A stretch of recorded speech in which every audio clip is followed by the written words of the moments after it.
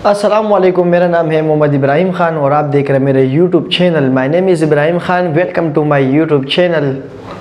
आज हम सॉल्व करेंगे एक नई अंदाज के साथ और नए टॉपिक के साथ एक वो वीडियो जिसका ना कोई फार्मूला निकल सकता हो और ना ही कोई उसके कॉमन निकल सकता हो। तो एक ही रास्ता होगा, फिर उसे हम कहते हैं आखिरी में मिड टर्म ब्रेक। मैंने आपको तीन चीज़ें बताई थी कि मैथ में रूल को अप्लाई करने के लिए तीन चीज़ें चाहिए। एक है कॉमन, दूसरा है फार्मूला और तीसरा है मिड टर्म ब्रेक। सीक्वेंस से चलेंगे इसमें। अगर कोई किसी वीडियो में कॉमन निकलता हो तो कॉमन निकालेंगे, और अगर कॉमन नहीं तो फार्मूला, और अगर फार्मूला नहीं हो तो mid term break. Mid term break का मतलब ये है कि आपके सामने एक ऐसा क्वेश्चन आएगा जिसमें मिसाल के तौर पर आपके पास लिखा हुआ हो x² माइनस 3 प्लस 3x और माइनस 10। ये एक ऐसा क्वेश्चन है जिसमें आपके पास ना कॉमन निकल सकता है और ना ही कोई फार्मूला बना सकते हैं। इससे पहले हमने एक फार्मूला देखा था जिसमें a plus a² plus b² था, लेकिन इसमें तो हमारे पास ना कोई स्क्वायर बन रहा है और ना कोई कॉमन, ना कोई फार्मूला बन रहा है। इसका मतलब ये है कि इसके हम फैक्टर तो बनाएंगे, लेकिन इस अंदाज के साथ कि इसके कुछ रूल्स अप्लाई करेंगे। सबसे पहले मुझे ये देखना होगा कि इसके ऊपर मिड टर्म ब्रेक का रूल अप्लाई करेंगे, जिसे हम कहते हैं mid term break. Mid term break हमें क्या कहता है, सबसे पहले इसको ये देख लेंगे। हमारे पास मिड टर्म ब्रेक के कुछ रूल्स है। रूल्स हमें ये कहते हैं कि अगर आपके पास एक वैल्यू स्क्वायर में हो और एक वैल्यू एक 1 पावर में हो और एक कांस्टेंट हो तो आप इसका मिड टर्म ब्रेक कर सकते हैं, पहला रूल।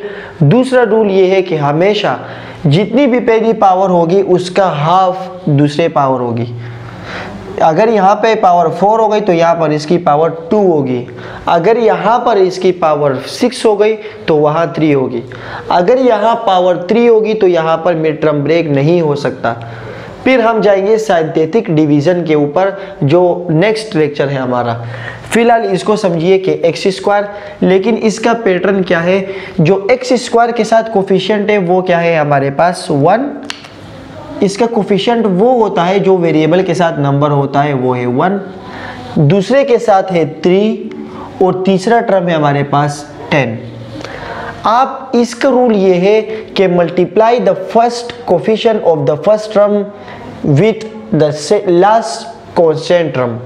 पहले कोफिशिएंट के साथ हमारे पास है 1 को हम 10 से मल्टीप्लाई करेंगे तो हमारे पास इसका आंसर आएगा 10। अब 10 का क्या करेंगे, 10 का हम लेंगे एलसीएम।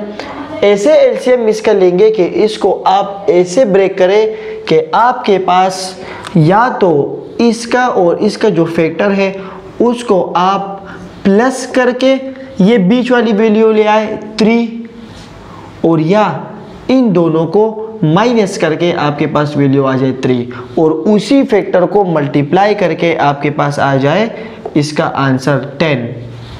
अब चेक करेंगे कि अगर मैं इसको 2 से स्टार्ट करूं, 2 5 are 10। 2 और 5 में अगर प्लस करूं तो क्या ये 3 आ सकता है? गलत, नहीं आ सकता, क्योंकि 2 और 5 क्या हो जाएगा 3। अगर एडिशन नहीं हो रही तो हम किस पे जाएंगे, सब्ट्रैक्शन पर। क्या 5 में से अगर मैं 2 को माइनस कर दूं तो हमारे पास 3 आएगा? Yes, this is the required values. 5 minus 2 is equal to 3। याद रखें, आपकी मर्जी है, आप दोनों को या प्लस करें या सब्ट्रैक्ट करें कि आपके पास ये बीच वाली वैल्यू आ जाए।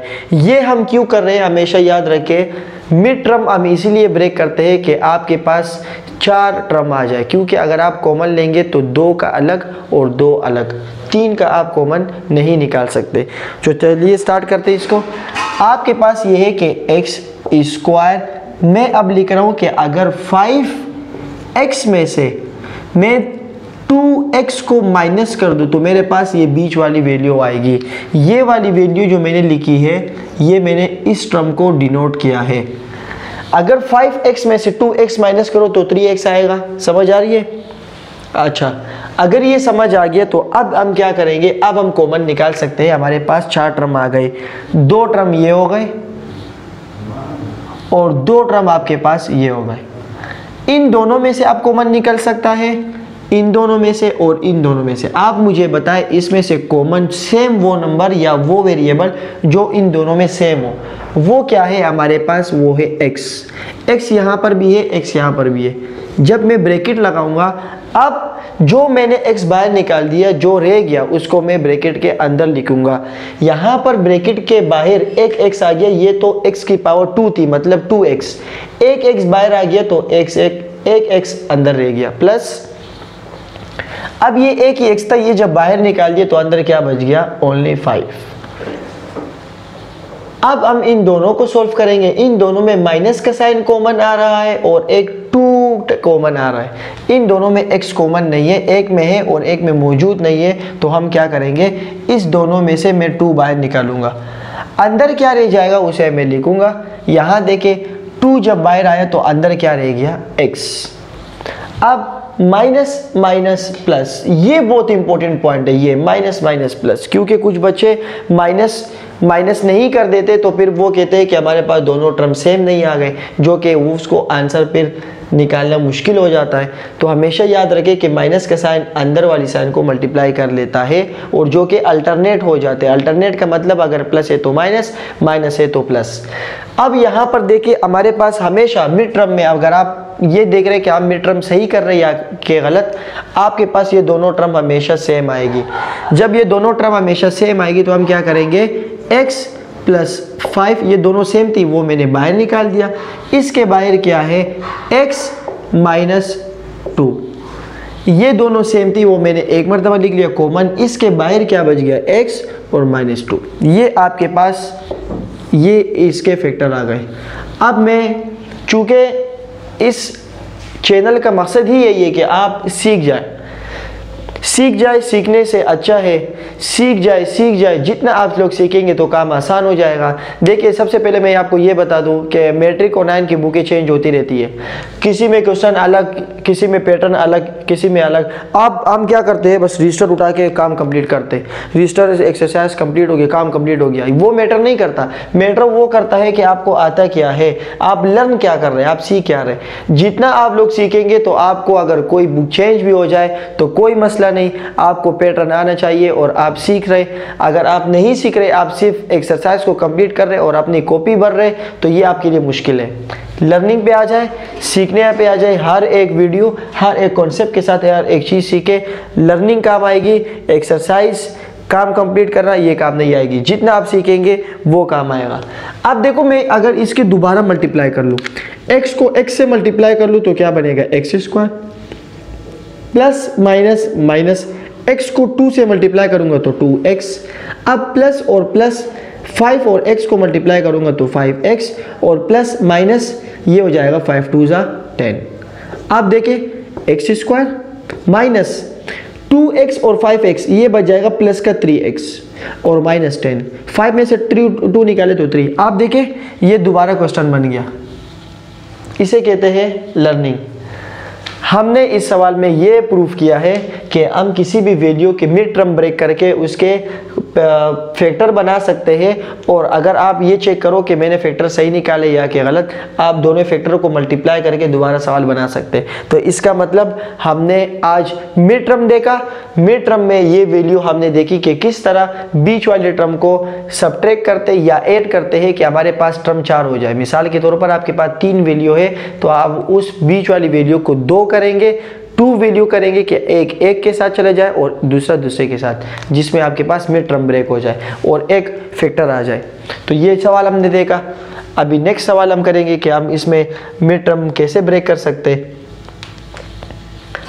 अब आपके पास एक और सवाल करेंगे जिसमें आपके पास मिड टर्म ब्रेक करना होगा और वो है आपके पास y स्क्वायर प्लस 7y और आपके पास है यहाँ पर -98। अब फिर वही पैटर्न, पहले वाली कोफिशिएंट को लास्ट वाले से मल्टीप्लाई करें, 198 जा हमारे पास आएगा 98। अब 98 का एलसीएम लेना है हमने। ऐसे एलसीएम लेना है कि इन दोनों को प्लस या माइनस करने से 7 आ जाए। अब इसको कैसे सॉल्व करेंगे? हम सॉल्व करेंगे 2 से। 2 4 ज़ा 8, ये तो 9 था, एक यहाँ पर कैरी चला गया और ये क्या हो जाएगा 2 9 ज़ा 18। अब देखिए 49 में से 2 को प्लस कर दे 7 नहीं आएगा, 49 में 2 माइनस कर दे 7 नहीं आएगा। तो हम नेक्स्ट स्टेप सोल्व करेंगे और मज़ीद सोल्व करेंगे। 2 2 ज़ा 4, अब देखो ये 2 से नहीं हो रहा, सिर्फ ये किससे होगा 7 से। 7 से कैसे करेंगे कि हम बोलेंगे 7 7 ज़ा 49। अब देखें इन दोनों को मल्टीप्लाई करेंगे और इसके साथ या प्लस और या माइनस करेंगे। 2 7 ज़ा 14 और या प्लस कर दो तो क्या आना चाहिए 7, और या 14 को इस 14 को माइनस कर दो 7 से तो आपके पास क्या आना चाहिए ये 7। आप देखिए 14 में से 7 निकालेंगे तो आपके पास आएगा 7। इसका मतलब कि इसको मैं ऐसे लिख सकता हूँ कि y स्क्वायर 7, बल्कि मैं 14 लिख देता हूँ कि 14y में से 7y को माइनस कर दो तो आपके पास आ जाएगा 7। ये मैंने बीच वाली वैल्यू क्यों ब्रेक की कि आपके पास दो दो टर्म आ जाए। आप देखिए दोनों में कॉमन क्या है, दोनों में y कॉमन है, y मैंने बाहर निकाल दिया, यहाँ y 2 तो एक y अंदर बच गया, प्लस यहाँ y जब बाहर आ गया तो यहाँ क्या बच गया 14। इसको ऐसे भी करते हैं कि y को कितनी बार मल्टीप्लाई करो कि y स्क्वायर आ जाए, y को y से मल्टीप्लाई करो तो y की पावर 2 हो जाएगी। y को कितनी बार मल्टीप्लाई कर लूँ, किस से मल्टीप्लाई कर लूँ कि 14y आ जाए, तो y को 14 से सिंपल मल्टीप्लाई कर ले तो क्या आ जाएगा 14y। माइनस इन दोनों में 7 का टेबल कॉमन है। 7 का टेबल कैसे कॉमन है कि इन दोनों में 7 कॉमन है, 7 के टेबल में 7 भी आता है और 7 के टेबल में 98।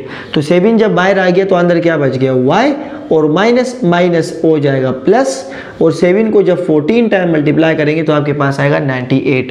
अब फिर देखें हमेशा हमेशा ये दोनों सेम आएंगे, तो जो दोनों सेम आ गए उसको मैंने एक मरतबा लिख लिया, वो आ गया कॉमन, और बाहर जो बच गया वो आया y minus 7। This is the required answer.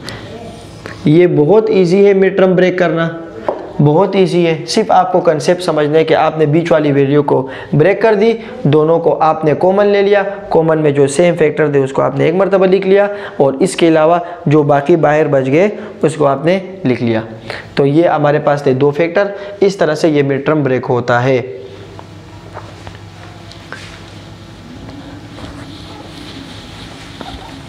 मेरे वीडियो चैनल को लाजमी सब्सक्राइब कीजिए ताकि आपको जितने भी क्वेश्चन अब मैं सॉल्व करूं या जितने भी वीडियोस बनाऊं वो आपको आसानी से पहुंच जाए। अब एक और सवाल करेंगे जिसमें आपके पास लिखा हुआ हो 4x square plus 12x plus 5। पहली बात तो आप ये समझे कि अगर आपने एक मिड टर्म ब्रेक कर लिया तो आप किसी भी बुक के 9 matric, Sindh board, KPK board, Punjab board, किसी भी बोर्ड हो, आप ये ना समझे कि आप किसी की खास बुक से कर रहे हैं। सिर्फ पैटर्न आप लोग सीखे, पैटर्न सीखे और आप किसी भी बुक और किसी भी क्वेश्चन पर अप्लाई कर सकते हैं, सेम आंसर आएगा। यहाँ पर देखिए आप क्या करेंगे, 4 को 5 से मल्टीप्लाई करेंगे। मैंने कहा अभी क्या कहा था कि 4 को इस नंबर से मल्टीप्लाई करेंगे तो ये आ जाएगा 4 5 ज़ा 20। अब इस 20 का एलसीएम निकालना है कि इसको प्लस माइनस करने पर 12 आ जाए। आप थोड़ी सी कोशिश करें, प्रैक्टिस करें, देखें 2 6 ज़ा नहीं 2 10 ज़ा क्या आ जाएगा, 2 10s आर 20। तो 2 और 10 को अगर प्लस करूं तो मेरे पास 12 आएगा। ये तो बहुत ही आसान हो गया। मैं अब ऐसे लिख रहा हूं कि 4x स्क्वायर 10x में मैं जब 2x प्लस करूंगा तो मेरे पास आएगा 12x।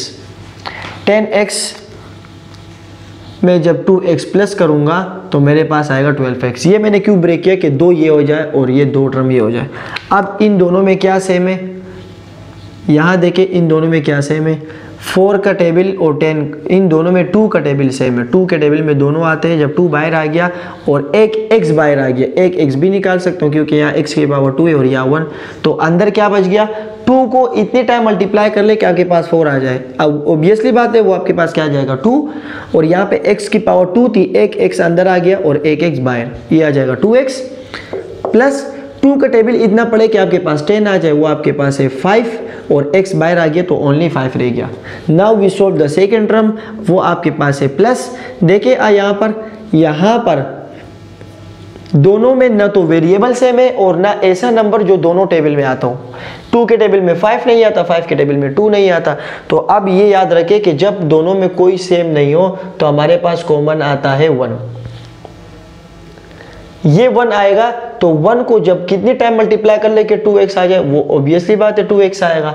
और प्लस 1 को कितनी बार मल्टीप्लाई कर ले कि 5 आ जाएगा, वो आ जाएगा 5। अब ये बात याद रखें हमेशा कि जब किसी भी क्वेश्चन में 1 कॉमन आ जाए तो अंदर की सारी वैल्यू एज इट इज आ जाती है, सेम आ जाती है। ये जब 1 निकाल लिया, जाहिर सी बात है 1 के साथ आप जो भी चीज़ मल्टीप्लाई कर ले वो 1 ही वो वैल्यू ही रहेगी। 1 अपने फेस चेंज नहीं करता। अब दोनों में जो दोनों सेम ब्रैकेट है उसको मैंने एक मरतबा लिख लिया 2x + 5 और यहाँ पर जो बाकी रह गया 2x और +1। अगर आप इन दोनों को फिर मल्टीप्लाई कर ले फिर ये क्वेश्चन बन जाएगा। तो इस तरह से ये मिड टर्म ब्रेक होता है।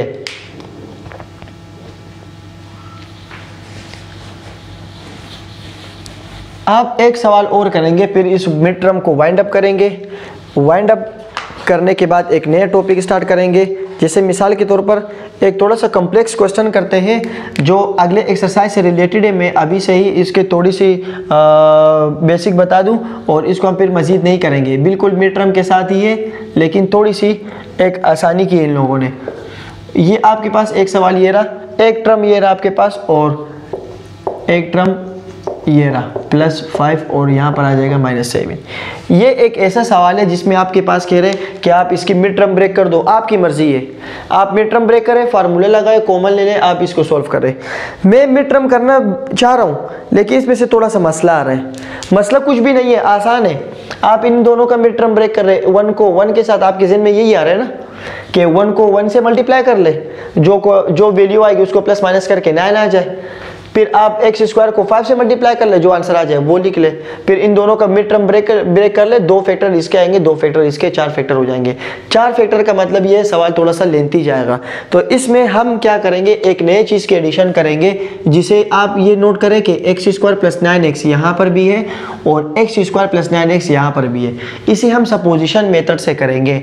हम कहेंगे कि लेट, हम फर्ज कर लेते हैं कि जहाँ पर x² + 9x आ जाए वो किसके बराबर कर दो, y के। ये हमने खुद से सपोजिशन लगाया कि x² + 9x जहाँ पर भी आ जाए आप उसको 1 लगा दो। ये मैं क्यों कर रहा हूँ सर, आप ये क्यों कर रहे हैं? ये इस वजह से कि जहाँ पर ये आएगा वहाँ पर 1 y और -1, यहाँ पर जब y आ गया तो इसके साथ क्या बच गया, y -1 = यहाँ पर क्या आ जाएगा y और यहाँ क्या बच जाएगा 5 और -7 अपनी जगह। जहाँ पर x² + 9x था मैंने क्या लगा दिया, y।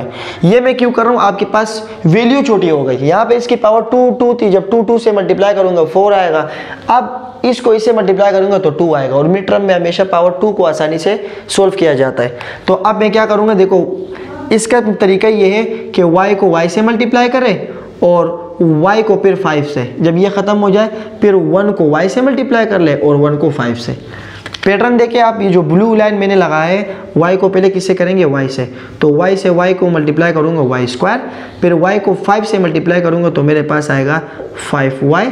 और अब इसकी बारी है, -1 को y से मल्टीप्लाई करूँगा तो -1y। 1 हम नहीं लिखते लेकिन इसको समझने के लिए लिख लेते हैं। और माइनस प्लस माइनस 1 5 = 5 और -7 अपनी जगह।